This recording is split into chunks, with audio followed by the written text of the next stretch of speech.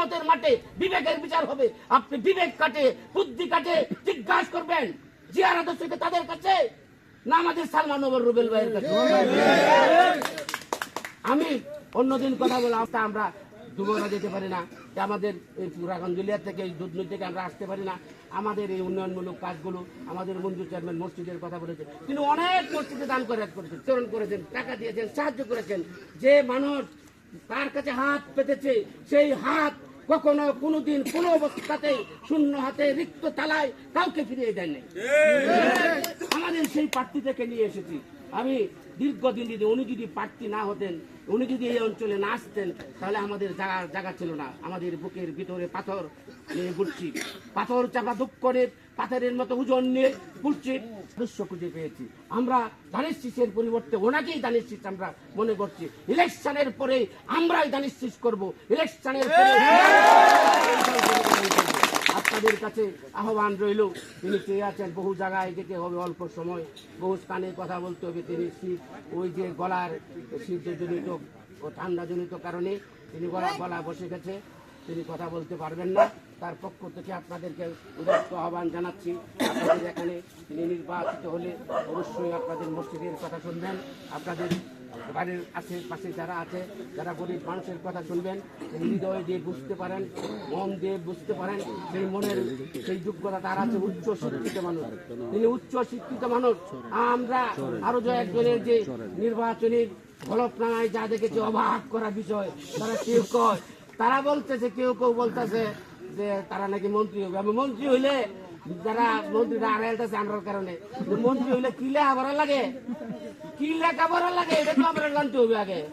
হ্যাঁ, আপনি রাষ্ট্র চালাবেন, আপনি এই আপনি জীবন বুধের কবিতা পড়েন নাই, ওই আমাদের জীবনানন্দ দাশের, আপনি কবিতা পড়েন নাই, আপনি ওই জীবনানন্দ দাশের চুলতার কবে কার অন্ধকার মুক্তার সাবস্তির কারো কাজ, আপনি এই বনলতা সেনের চুলের সৌন্দর্য কোথায় দেখবেন? আপনি তো এই কাজ পর্যন্ত যান নাই।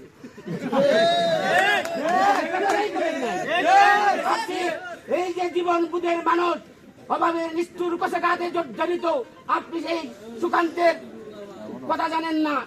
আপনি আকাশ ক্ষুধার জ্বালায় অস্থির হয়ে যে কবি লিখছে, আকাশের চাঁদ যেন জলছানো রুটি।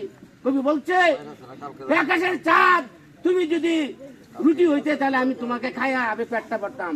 সেই ক্ষুধার জ্বালায় অস্থির কবি, ক্ষুধার জ্বালায় কিশোর কবি মরে যায়। আপনি তো তার খবর রাখবেন কি করে? আপনি তো লেখাপড়াই নাই, আমি শোষিত বঞ্চিত নিপীড়িত মানুষের খবর আপনি এই শরৎচন্দ্রের জীবন, শরৎচন্দ্রের কথা আপনি জানবেন কি করে? আপনি তো এই ক্লাস পর্যন্ত জানি নাই। আমি অবাক হয়ে গেছি, এরা কি বলে, এরা কি বলছে। আর আমাদের সুশিক্ষিত এক তরুণ, শ্রেষ্ঠ তরুণ, সততার সত্য প্রতীক, শ্রেষ্ঠ প্রতীক সালমান ওমর রুবেল, তাকে যদি আমরা হারিয়ে ফেলি, তাকে যদি আমরা ছেড়ে দেই, তাহলে আমাদের এই জনপদ, এই জনপদের মানুষকে আমরা সবসময় দায়ী করব, আমরা বিপদে পড়ে যাব।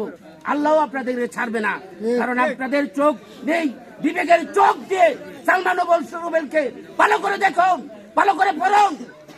আপনার লেখাপড়া থাকতে হবে রাষ্ট্র চালানোর জন্য, সেই যোগ্যতা আপনার থাকতে হবে।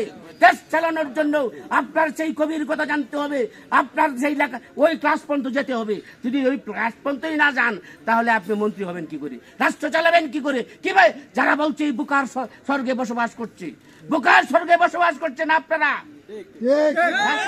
আপনারা বলছেন মন্ত্রী হবেন, মন্ত্রী সালমান ওমর রুবেল হবে।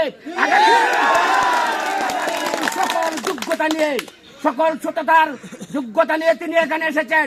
এই গণমানুষের ভোটে যুগে যুগে, গ্রামে গ্রামে, কমে কমে, গোত্রে গোত্রে হাজার হাজার মানুষ জেগে উঠেছে, গরিবে মুক্ত বিবেক জেগে উঠেছে।